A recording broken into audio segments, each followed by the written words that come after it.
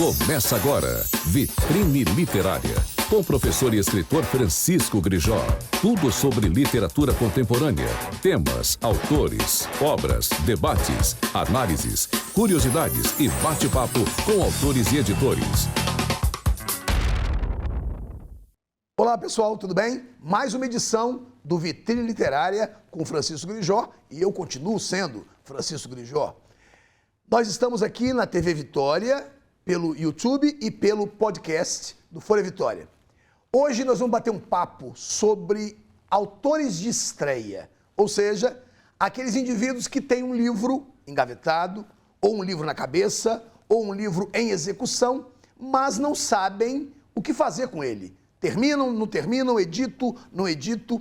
Eu tenho aqui uma convidada que é uma autora de estreia, que tem uma qualidade literária que me surpreendeu muito, não porque eu a subestimasse, mas porque geralmente os livros de estreia, eles trazem muita expectativa, mas quando se lê, ele não é tão grandioso quanto a gente imaginava que fosse.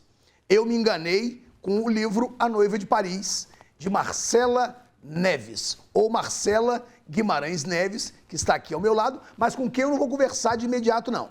Antes eu quero trazer para todos os que ouvem e para todos os que veem uma questão muito importante que é ser um estrangeiro numa terra estranha.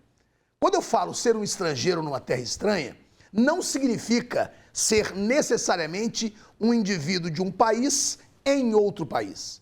Pode ser também um indivíduo de um estado em outro estado, sofrendo todas as intempéries naturais ou que, embora naturais, não são consideradas justas em relação ao indivíduo que vem de fora. Nós vamos discutir isso porque o livro sobre o qual nós vamos conversar hoje e a autora com a qual nós vamos conversar é uma autora que tem a experiência justamente nessa ideia de fazer literatura sobre uma experiência fora do país.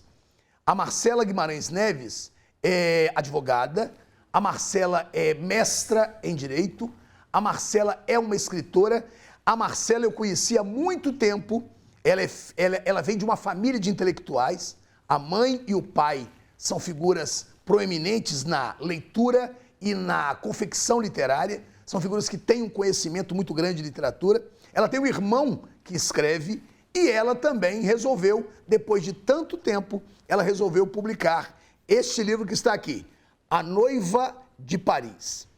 Como nós estamos trabalhando um programa que fala basicamente sobre literatura contemporânea, nada mais justo que a gente conversar sobre um livro que acabou de ser lançado. A Noiva de Paris foi lançado há menos de um mês.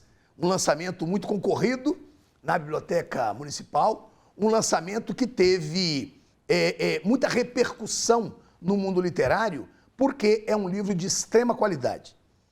Eu li esse livro em um dia, num tapa só, porque eu queria muito conhecer o livro e eu queria muito trazer a Marcela ao programa. Então, nada mais justo que eu lesse o livro dela, do qual eu gostei bastante. Marcela, muito obrigado por sua presença. Sei que você, neste momento, estaria trabalhando, então você fez uma deferência em participar aqui do Vitrine Literária. E eu começo, antes de você falar qualquer coisa, eu começo fazendo uma pergunta a você. Esse seu livro, A Noiva de Paris, quando se lê o título A Noiva de Paris, pode-se pensar que é uma noiva que está em Paris. Mas pode-se pensar também que Paris é o noivo dessa noiva. Explica pra gente esse título. Primeiramente, eu gostaria de agradecer, quero agradecer imensamente o convite. Para mim é uma honra estar aqui com o meu professor de literatura, porque sempre será. Ex-professor.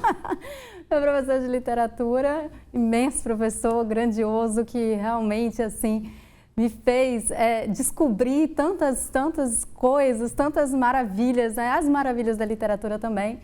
E, sim, A Noiva de Paris, podemos dizer que é uma noiva, né? Ela vai, toda essa mística da noiva no livro também, mas ela tem esse relacionamento com a cidade, há um relacionamento com a cidade neste livro. Então, podemos dizer que ela também é a noiva desta cidade, né, de Paris, dessa Paris que está lá para recebê-la, e há todo um conflito que acontece nessa cidade, que ela achou que fosse a idealização deste casamento também, dessa união com a cidade que é tão sonhada para ela. Me diz uma coisa, a ideia de noivado é uma ideia de pré-casamento, né? Que é um casamento que pode haver ou não haver. Sim. Esse casamento no livro A Noiva de Paris, me parece que ele se realiza. Ele se realiza, mas ele depois se desfaz. Não, gente, não estou dando spoiler não, tá? Na verdade, estou até tentando fazer com que vocês entendam que é um livro complexo, tá? Na hora de ler, é preciso ter muita atenção a essa leitura. Mas a minha pergunta para você é essa. É um casamento que se desfaz ou é um casamento que se eterniza na memória, se eterniza no costume? Sim, a visão é, sobretudo, essa de uma eternização, vai dizer, né, dessa eternidade, dessa união com essa cidade, mas também com toda essa idealização de vida que ela procura, ela deseja, e que por conta, né, de várias situações no livro se realiza, talvez, em muitos pontos, mas há muitos percalços também. Mas é esse desejo de união, e acredito que ele permaneça eterno nessa visão da personagem também. Você morou em Paris durante muito tempo, né? Você estudou em Paris. Sim. E há uma personagem no texto chamada Sofia, que me parece tem alguma coisa de autobiografia. Mas é interessante porque também aparece uma personagem chamada Marcela. Marcela, que é estudante de Direito e que vai estudar, né? Vai estudar em Paris. Ou seja, que é você, sim, assumidamente você. Sim. Mas me diga, as suas experiências, eu sei que a gente escreve muito sobre o que a gente passa ou o que a gente gostaria de passar. Mas o texto A Noiva de Paris, com todos os percalços que a personagem central, Sofia, passa, tem muita coisa de autobiográfico? São impressões do que pude constatar, do que pude sentir, perceber naquela sociedade, na sociedade parisiense e da época, né, em que estive lá. No caso, 2002 até 2007, né, quase 2007. Então, foi a minha impressão. Mas eu me coloco na história justamente porque não é a minha história, não é autobiográfico. É claro que essas sensações, todos esses elementos, vamos dizer, esse passeio, né, turístico um pouco pela Paris da época, que é Paris de sempre, mas podia ter essa questão, justamente, é autobiográfico, mas justamente por isso que eu me coloquei como personagem, para dizer, não é a minha história. Mas há muitas sensações que tive, há muitas impressões, porque acredito que o mundo seja aquele do olhar do observador, né? Nós observamos o mundo e criamos o mundo, criamos o nosso mundo, criamos o nosso cenário. Então foi um cenário assim também que criei, né, da minha Paris, da que eu percebi, da que pude construir neste livro, e que muito veio dessa vivência. Mas que não é totalmente a minha história lá. Mas é interessante, eu percebi uma coisa, me causou muita estranheza, o fato de que você usa notas de pé de página para explicar ao leitor o que é a cidade de Paris. Então, em alguns momentos, eu lendo o livro, falei, mas por que Marcela faz isso? Por que Marcela precisa explicar para o leitor, né, como é a cidade, como é que é a Sorbonne, como é que é o Quartier Latin e assim por diante? Por que ela faz isso? E eu acho que eu só estou entendendo nesse momento, que é uma Paris humanizada mesmo, né? Sim. É uma Paris noivo. E que você precisa dar características a ele. É mais ou menos por aí? Sim, é isso. Eu quis colocar Paris como uma personagem, né? Um personagem da história. E acho que precisava descrever como se descreve, né, personagens. Então, ele precisava estar ali com todos os seus elementos, às vezes históricos, às vezes colocava na questão estética, de um parque bonito, de uma coisa, colocava alguns adjetivos para descrever como se fosse realmente essa personagem. Então, porque é o noivo. O Hemingway dizia que Paris era uma festa. E Paris é uma festa ao olhar de Sofia? Olha, e ao seu olhar também, ao olhar de Marcela e ao olhar de Sofia, Paris é uma festa? A questão de ser uma festa é muito dessa idealização. Pode ser um período de festa, talvez de Hemingway, mas é aquela história da gente gostar mais da ideia da coisa do que da coisa de fato, quando estamos lá todos os dias pegando o metrô às 4, 5 horas da manhã, embaixo de neve, né, sob a neve de Paris e tal, e você não vê aquele quadro tão glamuroso no dia a dia. E que meu dia a dia ali também trabalhei muito na França, né, vários trabalhos lá também, então o dia a dia em qualquer cidade é o cotidiano normal, embora haja todo esse cenário belíssimo, mas muitas vezes aí até o personagem do Leão fala, isso eu já vi, nem quero saber, porque nós já estamos aqui numa estrutura de cotidiano, de dia a dia, de rotina.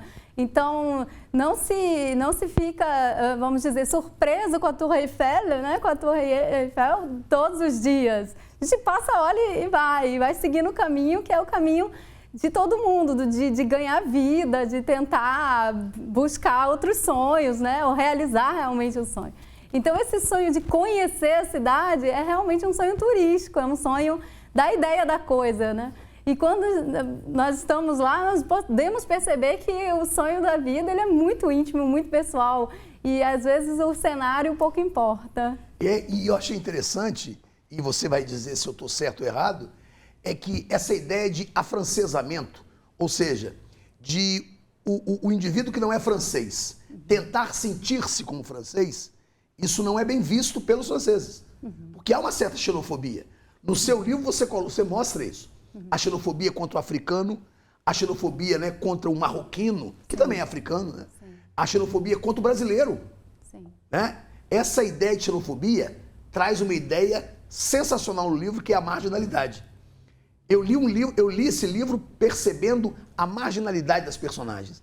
Fala um pouco para nós sobre essa ideia de xenofobia e de como um marginal ele se vira numa cidade mundialmente famosa, uma cidade que foi o berço da cultura até o século XIX. Né? Então, como é que é isso? A ideia do francês e da cultura francesa é uma ideia de universalização, né?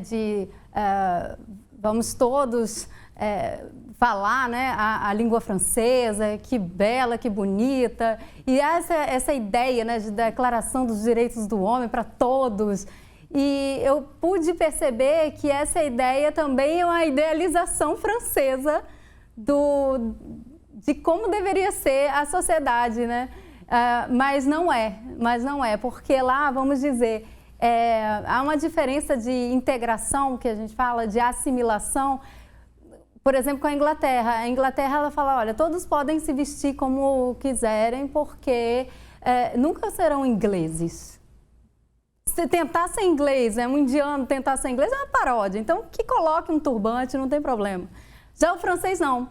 Há essa ideia de, todos podem ser franceses, é só gostar de crêpe, né, um vinho. E por que não gostar? É tão maravilhoso ser francês. Então, de fato, há essa ideia dessa neutralidade, desse desejo republicano, né, da República Francesa, de que todos, a partir do momento da vida, queiram realmente se tornar franceses. Mas é uma falácia, porque nós temos nossas origens, justamente, temos a nossa estrutura, né, como desde a infância, toda essa ancestralidade. E isso é muito difícil para quem, justamente, né, vem da África, vem de outros países, porque nem todos querem comer crepe e tomar vinho. Queremos, assim, um chá de menta, né, argelino. Então, isso é muito difícil para o francês entender, porque eles têm essa ideia de que o mundo francês seria muito melhor, mais elegante, mais refinado, não é? E já para os ingleses não, falam, não, se você quiser, você nunca será um inglês. Isso é uma paródia. Então tem muito isso, porque é um regime de assimilação. Tanto que a questão do véu islâmico, dos muçulmanos na França, é uma questão muito séria, porque mesmo eles falam, né, por exemplo, na questão da educação, há educação de qualidade para todos na França, sim, mas você não pode usar o véu, a menina não pode usar o véu islâmico, ela tem que retirar na escola. Muitos pais lá não permitem, então a menina, ao invés de ter todo esse conhecimento dessas luzes, né, da educação francesa, o que ocorre? O pai retira da escola e coloca na escola corânica. Então, que não, justamente bloqueia o acesso que deveria ser público, certo, por conta dessa pretensa neutralidade, desse desejo desse republicanismo sem olhar as identidades, as diferenças, essa carga identitária de cada um, que todos nós possuímos, todos nós carregamos. E com orgulho, muitas vezes. Aí você coloca personagens marginais, né? Sim. Que tem a personagem Sofia, que é a personagem central, que é marginal, é brasileira, mas é também marginal no relacionamento, né? Sim. Ela sofre o abuso, o assédio. Youssef, que é uma personagem muçulmana, né? Sim. Como é que você trabalha essa questão da marginalidade? A marginalidade foi uma consequência de escrever sobre Paris? Sim. Ou a marginalidade foi o mote, a causa de você escrever o texto? Foi muita causa, porque justamente eu vi esse contraponto dessa estrutura organizada, essa estrutura institucional pela universalização e esse véu que se colocava justamente nessas figuras que eu via. Não, mas e esse argelino, esse marroquino? Não é aquela coisa, égalité, fraternité, né? Mas para quem? Então, isso eu via muito. Sofri muita discriminação na universidade, por exemplo, né, onde eu estava, na faculdade, porque era brasileira. É aquela coisa velada, não tão, né, explícita, mas mesmo assim uma piadinha todos os dias. A terra de papagaios, né? A terra de papagaios. Por que ela não volta para a terra de papagaios dela? Então, assim, e quis falar desses personagens, dessa questão marginal, porque justamente há todo esse glamour, toda essa ideia, não, a República Francesa, a imagem de somos todos citoyens, né, e cidadãos franceses aqui, mas não, há que se perceber identidades, diferenças, em qualquer lugar. Só coloquei um cenário parisiense, mas aqui no Brasil isso se aplica perfeitamente. Então, por quê? É muito fácil descambar para uma ideia de universalização, de democracia racial, todos somos iguais. Não, mas espera aí, o que está acontecendo? É a ideia da coisa ou a coisa acontecendo? Porque o que eu quis mostrar é justamente o dia a dia dessa estrutura que se quer muito universalizante, né? Universalizadora, para não sei como bem dizer, mas que na verdade mantém um véu em relação a essas figuras. A Sofia como estrangeira, o argelino, então eles não são abraçados, né, por essa Paris que se quer tão universal, Perfeito. Tão mundial, tão Perfeito. Centro do mundo. A gente sai um pouco do conteúdo e vai para a forma. Eu tive uma gratíssima surpresa quando eu percebi que você tem um domínio muito pleno pelo período longo. Eu vou explicar isso para quem está ouvindo a gente. É muito comum, principalmente em autores de estreia, autores estreantes, é muito comum o autor ele se limitar aos períodos curtos. Não há nenhum problema. Existem grandes autores na literatura universal que trabalham com períodos curtos. Não é problema. E existem autores que se aventuram numa dificuldade maior, que é trabalhar com períodos longos, com mais conectivos, períodos muito virgulados, né? Manter sujeitos diferentes nos períodos. Isso não é algo muito simples para quem escreve. E não é algo muito simples para quem observa também. A Marcela conseguiu um feito que é num livro de estreia. Eu estou chamando a atenção justamente por ser um livro de estreia. Porque é muito difícil a gente encontrar. Eu já li inúmeros livros de estreia, inclusive eu, em livro de estreia, também me mantive muito preso ao período curto. Depois é que eu fui desenvolver mais tarde o período mais longo. Quando você começa a ter um domínio maior sobre a narrativa, é natural que o período longo ele aflore. Marcela já começou fazendo o período longo. E ao mesmo tempo que você tem um período longo, você tem uma narradora muito elegante, quer dizer, um narrador, eu não sei se é mulher ou homem, não interessa, um narrador muito elegante que se mantém o tempo todo sem a coloquialidade. Quem é coloquial os coloquiais são as personagens, mas o narrador não. Então você fez um narrador muito elegante, um narrador que me chamou a atenção por ser quase um narrador francês, um narrador parisiense. Eu quero que você comente com a gente a sua intenção em criar um narrador elegante e, ao mesmo tempo, essa coisa do período longo. Então, a questão do narrador, por quê? Eu pensei justamente nessa figura, nesse Paris que está olhando, né? Nessa Paris que está olhando, nessa figura que é, assim, elegante, que é nesse ponto da linguagem glamourizada, porque o francês ama a língua francesa. A língua é muito importante. Todos querem falar muito bem o francês. Não importa a estrutura social, o trabalho da pessoa, todos gostam de dizer que falam muito bem francês. E eu quis trazer isso também para o narrador, para o português, vamos dizer, né? Para esse narrador que está narrando em português. Desse amor pela língua, dessa ideia de, sim, uma língua elegante, Não, que claro, eu adoro livros de todas as formas, com todas as linguagens e vejo esteticamente muito valor. Mas eu quis trazer esse amor da língua, esse amor pela língua também para nosso contexto. Ótimo. Muito bom, muito bom. Marcela, me diga uma coisa aqui. Quem quer adquirir A Noiva de Paris, lançado recentemente, como é que busca? Internet ou compra em alguma livraria? Onde está o livro A Noiva de Paris? Está na editora Pedregulho, pelo site da editora Pedregulho, www.editorapedregulho.com.br. Podemos adquirir o livro A Noiva de Paris. Só se compra pela Pedregulho? Olha, eu já estou fazendo a segunda edição, né? Porque acabou. Ótimo. Não se compra com você diretamente? Pode comprar comigo agora, porque vai chegar. Como é que faz? Pelo seu Instagram? Pode ser pelo Instagram, que é Marcela Geneve 7. Marcela Geneve 7. Um directzinho lá, a gente resolve. Ótimo, ótimo. Marcela... Posso falar só da questão do período longo? Claro! Você não respondeu. Exatamente. Eu pergunto e não me satisfaço com a resposta. Vai. Porque a questão, só para marcar, nessa questão da linguagem, lembrei-me de Proust, que usa justamente esse período longo.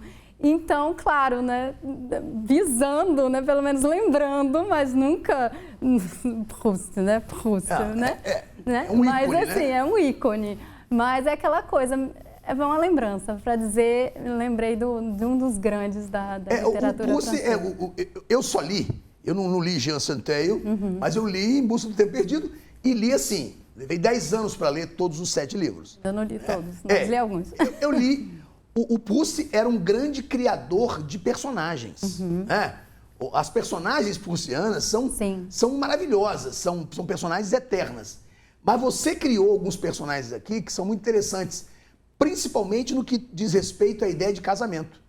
Porque a relação entre a personagem central e o marido, que é uma relação abusiva, é um tema muito atual.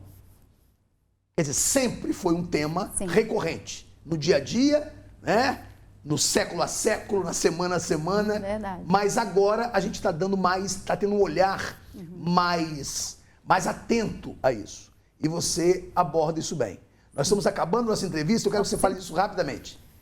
Sim, o tema do casamento, justamente essa questão do noivado, casamento. Então, eu trouxe alguns elementos em relação, na verdade, para essa conversa. O que é o casamento? Essa imagem do casamento como estrutura obrigatória para algumas pessoas, como um elemento totalmente dispensável para outras. O que é o casamento, principalmente na questão da mulher. Porque esse elemento, esse casamento, ele perpassa muito o universo feminino. Perfeito. Vai se casar, não vai se casar? Que dia que vai se casar? Vai se casar quando? Então, essa pergunta que vem é uma pergunta recorrente no universo feminino, para o feminino. E será que ela é tão necessária? Será que realmente temos de perguntar a uma mulher e vai se casar quando? Já se casou? Pensa em se casar? como pensa em ter filho? São perguntas que hoje em dia podem ser muito bem dispensadas. Ótimo. Marcela, muito obrigado. Obrigada, eu que papo agradeço assim, imensamente. muito esclarecedor para mim. Muito obrigado mesmo. Eu fico muito contente de saber que eu conheci você antes de você começar a escrever. Muito antes. Sou amigo do seu pai, amigo da sua mãe, do seu irmão, da sua irmã.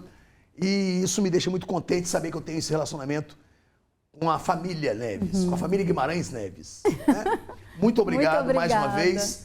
Pessoal, aqui está o livro, ó, A Noiva de Paris, www.editorapedregulho.com.br. Um grande abraço a todos vocês. Mais uma vez, obrigado. Obrigada. Semana que vem a gente tem uma nova edição do Vitrine Literária. Um grande abraço, pessoal. Você ouviu Vitrine Literária, com o professor e escritor Francisco Grijó. Tudo sobre literatura contemporânea, temas, autores, obras, debates, análises, curiosidades e bate-papo com autores e editores.